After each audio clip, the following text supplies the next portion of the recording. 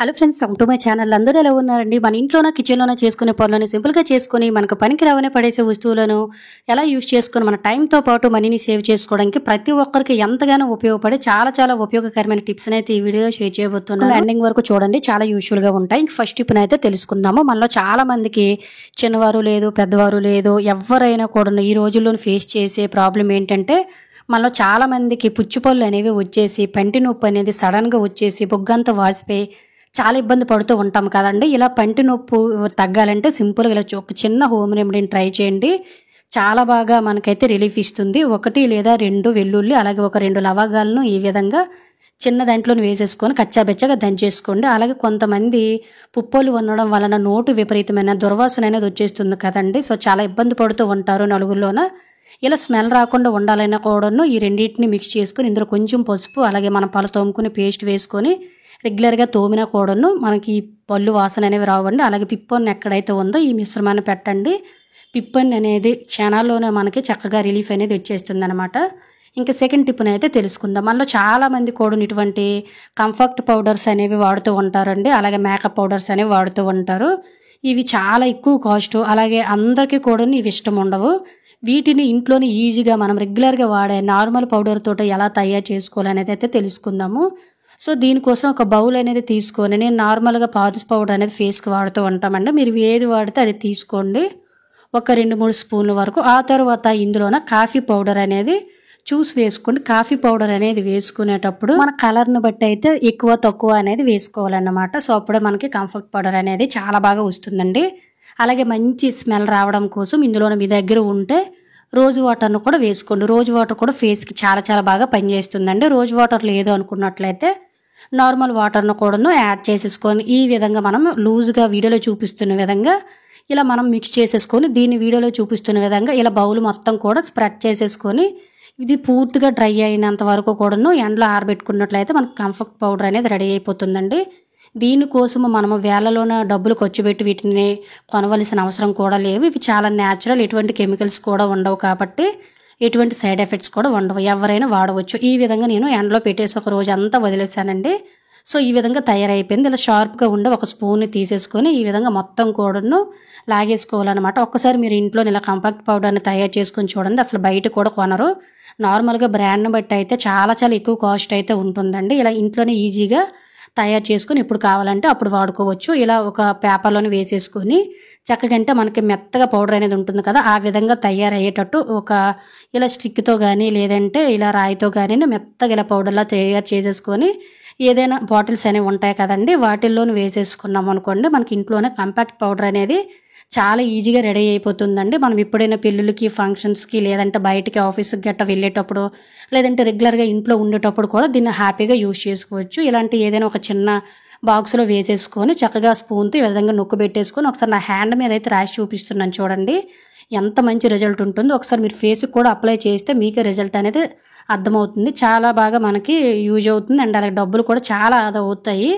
Use అవుతుందని try చేయండి. ఇంకా 3వ టిప్ని అయితే తెలుసుకుందాం. ఈ టిప్ కూడా చాలా బాగా యూజ్ అవుతుందండి. రెగ్యులర్గా మనం వాటర్ బాటిల్స్ వాటర్ అనేవి తాగేసిన తర్వాత అలా వాటర్ని నింపుతూనే ఉంటాము, అయిపోయిన తర్వాత కూడా అలా నింపుతూనే ఉంటాము. కానీ లోన మనకి విపరీతమైన స్మెల్ అనేది వచ్చేసి క్యాప్ ఓపెన్ చేయగానే ఫంగల్స్ అనేవి ఫామ్ అయిపోతూ ఉంటాయి. కొంతమంది సర్ఫ్లు, షాంపులు వేసి కడిగేస్తారు, కానీ ఇవి అస్సలు మనం కడగకూడదండి వీటిని వేసి. ఎందువల్లంటే అందులో కెమికల్స్ ఉంటాయి. ఆ స్మెల్ అనేది ఎంత మనకి క్లీన్ చేసినా పోదు. కాబట్టి ఎప్పుడైనా వాటర్ బాటిల్స్ని క్లీన్ చేయాలనుకునేటప్పుడు ఖచ్చితంగా రోజుకొకసారి కొద్దిగా సాల్ట్, కొంచెం నిమ్మరసం, ఒక గ్లాసుడు వేడి నీళ్ళను వేసేసుకొని నైట్ టైం మనం పడుకునేటప్పుడు చక్కగా ఈ విధంగా లోన వైపు ఈ విధంగా కడుక్కొని బయట వైపు సోప్తో కడిగేసుకొని పూర్తిగా వాటర్ డ్రై అయినంత వరకు కూడా వాడుకున్నాం అనుకోండి ఎటువంటి హెల్త్ సమస్యలు అనేవి రావు.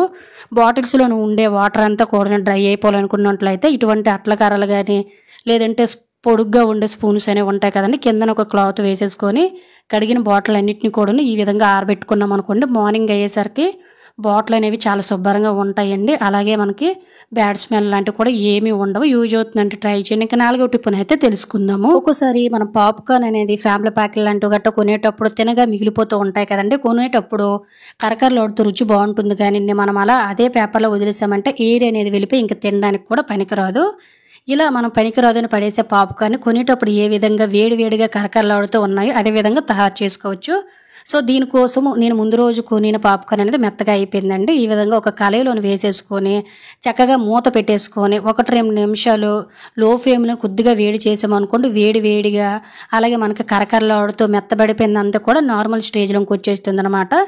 ఈ విధంగా మనకి ఇంకెందుకు పనికిరావు, టేస్ట్ మారిపోయిందని పడేసే పాప్కార్న్ మనం చక్కగా మళ్ళీ యూజ్ చేసుకొని మన టైంతో పాటు మనీని కూడా సేవ్ చేసుకోవచ్చు. యూజ్ అవుతుందంటే ట్రై చేయండి. ఇంకా 5వ టిప్ని అయితే తెలుసుకుందాము. ప్రతి ఒక్క ఆడవారికి కూడా టిప్ చాలా బాగా యూజ్ అవుతుందండి. మనలో చాలామంది రెగ్యులర్గా పట్టెలనే వాడుతూ ఉంటారు.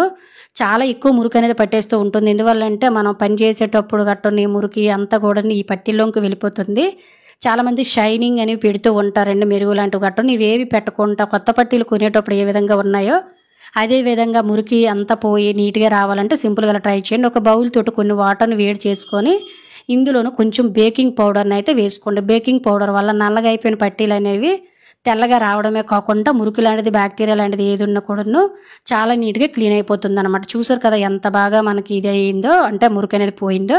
ఒక 5-10 నిమిషాలు పక్కన పెట్టేశానండి. ఆ తర్వాత ఇందులో ఉండే మురికి పోయి పట్టీలు అనేవి మెరుగు పెట్టినట్టే కొత్తగా రావాలంటే చాక్ పీస్ అనేది ఉంటుంది కదండి, శుద్ధ మొక్క, మనం ముగ్గు అనేది పెడుతూ ఉంటాం. దాన్ని వాటర్లో ముంచుకుంటూ ఈ విధంగా పట్టీలకి 2 వైపులా కూడాను కొంచెం అప్లై చేసేయండి. ఆ తరువాత మనం ఒక ఓల్డ్ బ్రష్ తోటి ఈ విధంగా క్లీన్ చేసి చూడండి. పట్టీలు అనేవి చాలా చాలా తెల్లగా వచ్చేస్తాయి. మురుకు జిడ్డు కూడా ఏమి ఉండదు. ఖచ్చితంగా ఈ ట్రిక్ని అయితే ట్రై చేయండి. చూడండి మురుకు అనేది ఎంత వస్తుందో. అలాగే ఫ్రెండ్స్, ఇంకో చిన్న రిక్వెస్ట్ అండి, ఇంకా మీరు ఎవరైనా మన ఛానల్ సబ్స్క్రైబ్ చేసుకోలేకపోతే ప్లీజ్ సబ్స్క్రైబ్ చేసుకొని పక్కన బెల్ ఐకాన్ ఆల్ యాక్టివేట్ చేసుకోండి. అలాగే వీడియో కనుక నచ్చినట్లయితే ప్లీజ్ ఒక లైక్ చేసి ఇటువంటి యూజ్ఫుల్ టిప్స్ని మీ ఫ్రెండ్స్ అండ్ ఫ్యామిలీకి షేర్ చేయడం అయితే మర్చిపోకండి.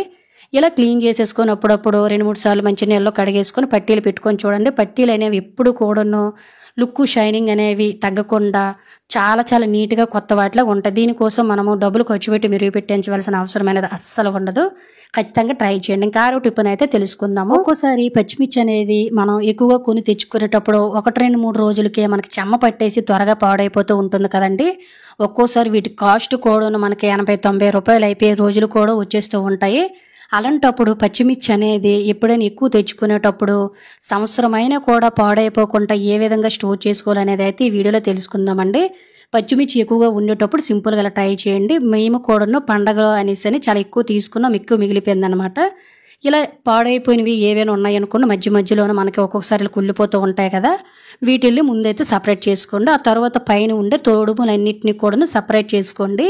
పచ్చిమిర్చి మీద తొడుములు అంటే పైన కాడలు అనేవి ఉంటాయి కదండి, అవి ఉండడం వల్ల మనకు పచ్చిమిర్చి అనేవి చాలా త్వరగా కుళ్ళిపోయి పాడైపోతూ ఉంటాయండి. మొత్తం ఉండే తొడుములంతా కూడా ఒలిచేసాను. ఆ తర్వాత ఎక్స్ట్రా ఉండే తేడా అంతా కూడా లేకుండా ఈ విధంగా ఏదైనా కిచెన్ క్లాత్తో కానీ నార్మల్ క్లాత్తో కానీ నీట్గా తుడిచేసుకొని ఆ తర్వాత చిన్న చిన్న ముక్కలుగా కట్ చేసేసుకొని మిక్సీ జార్లో వేసేసుకొని నార్మల్గా మీకు ఏ విధంగా కావాలంటే ఆ విధంగా కొంచెం గజ్జిగా ఆడేసుకుంటూ, అంటే గరుకుగా ఆడేసుకుంటూ ఏదైనా ఒక ఎయిర్ కంటైనర్, గాజు బౌల్లో కానీ ప్లాస్టిక్ బౌల్లో కానీ వేసేసుకొని దీన్ని మనం ఫ్రిడ్జ్లో పెట్టేసుకొని అవసరమైన కూరల్లో కానీ కర్రీస్లో కానీ ఒక 1/2 టీ స్పూన్, 1/4 టీ స్పూన్ వాడుకుంటే సరిపోతుందండి. సంవత్సరమైన కూడా ఫ్రిడ్జ్లో స్టోర్ చేసుకుంటే పచ్చిమిర్చి అనేది పాడవదు. ఖచ్చితంగా ట్రై చేయండి. ఇంకా 7వ టిప్ని అయితే తెలుసుకుందాం. ఎవరైతే రెగ్యులర్గా టైం లేక లేదంటే ఉతుక్కోలేక వాషింగ్ మిషన్లో బట్టలు ఉతుకుతారో వాళ్ళకి ఈ టిప్ చాలా బాగా యూజ్ అవుతుందండి. మనం చేతితో ఉతికేనే బట్టల కంటే వాషింగ్ మిషన్లోని ఉతికే బట్టలు అనేవి అస్సలు మురికి అనేవి వదలవు, జిడ్డు వాసన ఏది కూడా పోదు కదా.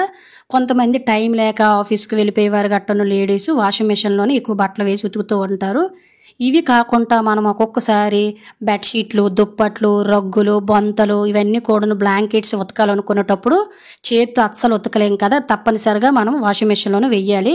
వీటిలో కొంచెం మురికి, జిడ్డు అనేది ఎక్కువగా ఉంటుంది కాబట్టి ఇలా ఎంత ముందుగా మురికి పట్టేసిన బట్టలైనా, రగ్గులైనా, బొంతలైనా, దుప్పట్లైనా కూడా మురికి అనేది లేకుండా నీట్గా వాష్ చేసుకోవడానికి ఒక మంచి ట్రిక్ని అయితే ఈ వీడియోలో షేర్ చేయబోతున్నానండి. దీనికోసం మీరు సర్ఫ్ అయితే వాడతారు కదా, అంటే సర్ఫ్ కొంతమంది వాడతారు, లేదు కొంతమంది లిక్విడ్ అనేది వాడతారండి, డిటర్జెంట్ లిక్విడ్. అందులోనైనా లేదంటే మీరు ఎంత సర్ఫ్ వాడతారో అందులోనైనా కూడాను మనం కొంచెం రగ్గులు, బొంతలు అనేవి ఎక్కువగా వేసాను కాబట్టి ఇందులోనే ఒక 1/4 టీ స్పూన్ వరకు కూడా బేకింగ్ సోడాని అయితే వేసానండి.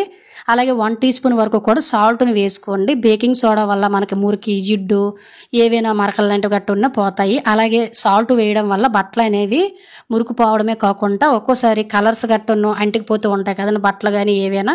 ఇలా బట్టలనేవి ఒకదానికొకటి కలర్స్ రిమూవ్ అవ్వకుండా ఉంటాయండి. అలాగే మంచి సువాసన రావాలి, కూర మరకలు లాంటివి గట్ట ఒక్కోసారి బట్టల మీద పడేటప్పుడు పసుపు మరకలు లాంటివి కూడా వదలాలి అనుకున్నట్లయితే ఇలా ఒక నిమ్మ చెక్క రసాన్ని కూడా పిక్కలనేవి లేకుండా చూసుకోండి. పిక్కలనేవి ముందు రిమూవ్ చేసుకొని ఇలా ఒక నిమ్మ చెక్క రసాన్ని కూడా పిండేసుకొని వాషింగ్ మిషన్లోనే వేసేసుకొని నార్మల్గా మీరు ఎలా అయితే ఉతుకుతారో జనరల్గా అలానే చక్కగా వాషింగ్ మిషన్లో పెట్టేసుకొని ఉతుక్కొని చూడండి.